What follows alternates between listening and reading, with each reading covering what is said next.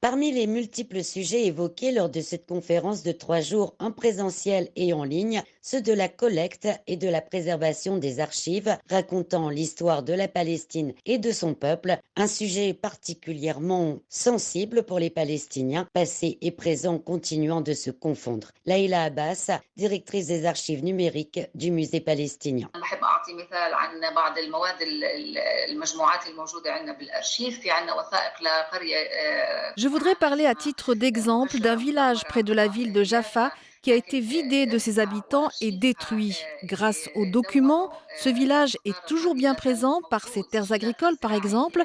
Le village a disparu de nos yeux, mais les archives montrent son existence.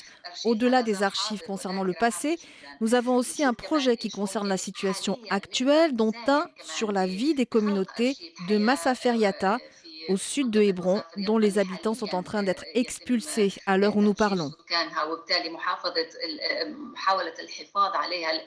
Le projet Al-Razaïn se concentre lui plus particulièrement sur les archives parlant de la vie sociale et du quotidien des Palestiniens. Iman Aliane, coordinatrice du projet.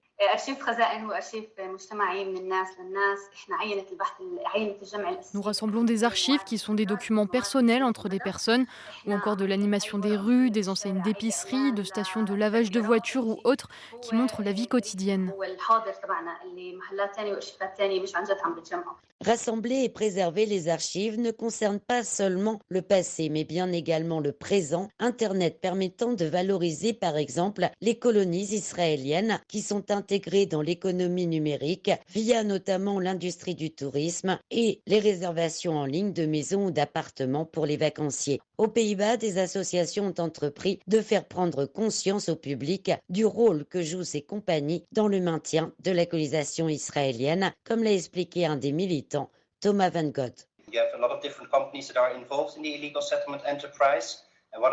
Il y a beaucoup de compagnies qui sont impliquées dans l'entreprise coloniale israélienne. L'une d'entre elles, Booking.com, est basée aux Pays-Bas. Nous essayons à travers nos coalitions de rester en contact avec sa direction pour les convaincre de changer de politique.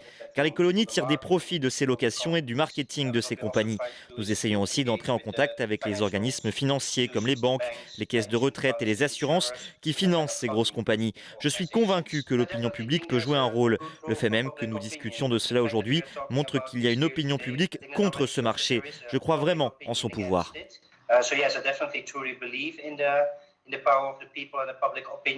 En Palestine, Valérie Ferron pour Médire.